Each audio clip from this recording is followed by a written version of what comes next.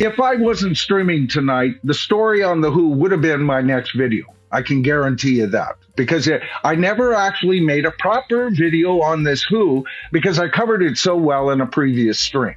Now, for those of you who weren't here, I'll just give you a quick synopsis. If you want details, baby, go to my stream entitled The Who Debacle, and I believe it was dated April 20th, 2 days shy of a month ago. I expressed that I am a Who fan.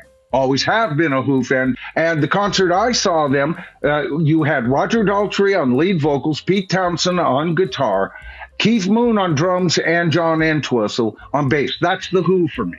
All right. And I made that clear. Now, I know a lot of you don't agree that it's okay. Some of you even think, well, the two main guys, it was Roger and Pete, after all. And if they're touring, they can call themselves the Who, as far as I'm concerned, where I think that's not true, because you had the greatest rhythm section in rock and another composer who is no longer composing for the Who. It's like the Beatles going on without George Harrison, right?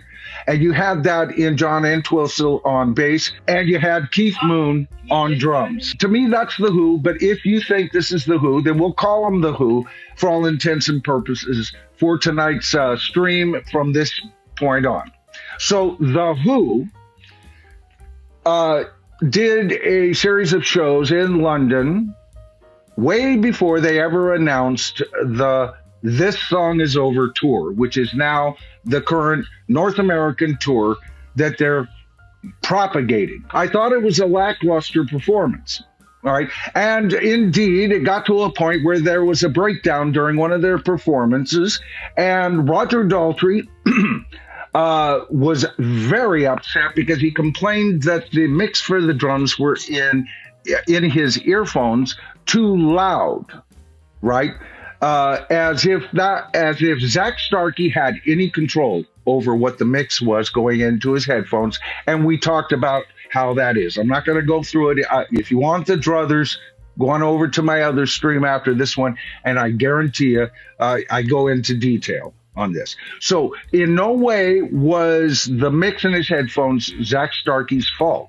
Now, I also said Zak Starkey did have a flub, but a minor flub that no other band, including a plethora of bands I've been in, couldn't have made up on the spot with 90% of that audience not even recognizing it. It was a minor flub.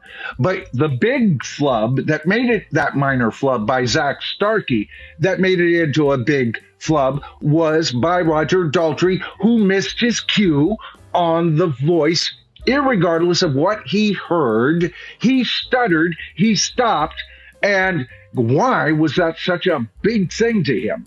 Well, guess what? What song were they singing? They were singing The Song Is Over. Now, keep in mind, this is before the Who ever announced their North American tour. The Song Is Over. This was an important song. This is going to be presented. Ooh, yeah. The Song Is Over, right? And so it was a major flub. And Daltry got upset with it, and I also append that it was Daltry that fired his ass. I also covered that Pete Townsend has been quoted as saying he does nothing about has nothing to do with regarding either hiring or firing band members that back him and Daltry. That's all of Daltry's deal, and has been for years, okay? And then we got this statement that Zak Starkey had been let go, right? First rumors he had been fired. Then we got the official statement and that the split was amicable. Amicable. I swear to God, I know that word, folks. All right, and so there was a lot of buzz on the internet, what's going on. I still didn't cover it. I was waiting for the other shoe to drop, and it did when out came another statement by the band. Starkey's not gone. What are you talking about? Oh, no. There's been a misunderstanding. Then it became a misunderstanding between band members. Then it became a statement of, no, we needed clarification between members of the band. And we've all had a group hug and everything's fine. And we're now on to the This Song Is Over tour. End of story, right? Not quite. I got this one off of UCR. All right. I cover UCR articles often on my channel, don't I? I like the way they're written. They're concise. You can get down to it. They don't take up too much screen time to cover. And this will give you the basic idea of what's happened just now, right? If you haven't heard. So from the beginning, it says, Zak Starkey is once again out of the Who, and drama surrounding the drummer's exit has hit a new high. On April 16th, the Who announced that Starkey had been dismissed following 29 years as a touring member. Just 3 days later, they reneged on that statement, claiming communication issues. Remember, I just said that. Were at fault, and that Starkey would continue with the group. So everybody kissed and made up, right? A new wrinkle arrived today as Pete Townshend shared a message to Instagram saying, after many years of great work on drums from Zak, the time has come for a change. A poignant time. Zak has lots of new projects in hand, and I wish him the best.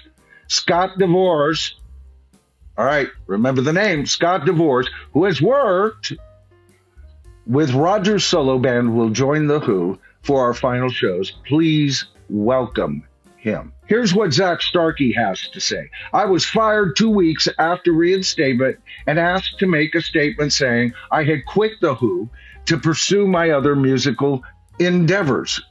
Starkey wrote, this would be a lie.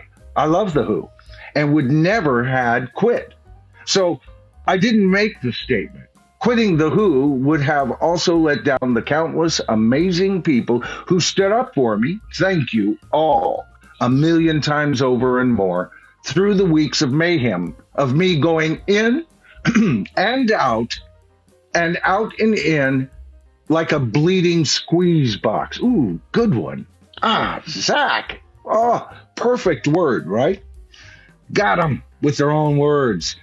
Anyway, regardless of the exact circumstances surrounding the lineup change, it's clear that Zak Starkey is now out and DeVores is in. All of this turmoil arrives in the shadow of the Who's recent announcement of a farewell tour scheduled to begin in August.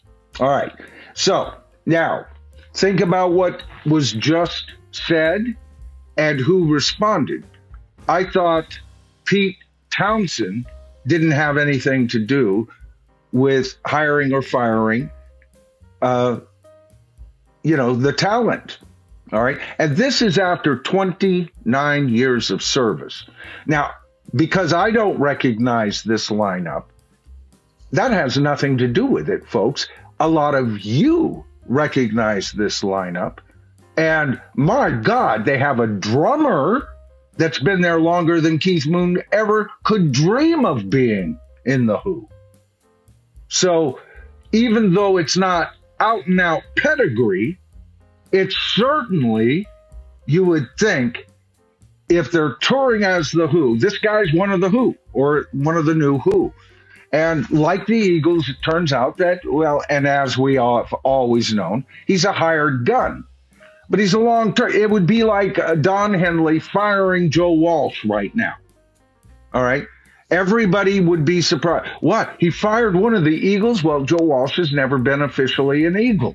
But in the hearts and minds of many of you, he certainly has. I mean, if they were cheap enough, I'd go see him just to see Roger Daltry and Pete Townshend again. I wouldn't think that I saw the Who. And yeah, it would be a treat to see one of the Beatle kids on drums. He's also a good drummer, too. Yeah, he's an excellent drummer. I don't think he's a Jason Bonham, but he's an excellent drummer. If you remember, and I call it square on that I called this on my last stream a month ago, this is Pete Townshend. Did you notice how flowery the language was? He was sent out by Roger Daltry. And he wrote a song, only he put it as a response to the fans. Reread it, and you'll see, it's well written. It's very well written, but it's not coming from a state of ownership or leadership at this point. Because guess who got hired? And remember what Pete Townsend said before as far as hiring and firing, which includes Zak Starkey and Scott DeVos. Didn't I say a month ago that Roger Daltry wanted Scott DeVos on? Wasn't that my clear statement? It was a power play from the beginning, and this back and get together kumbaya moment was to take the heat off of what Roger was getting as being part of the mistake that broke down.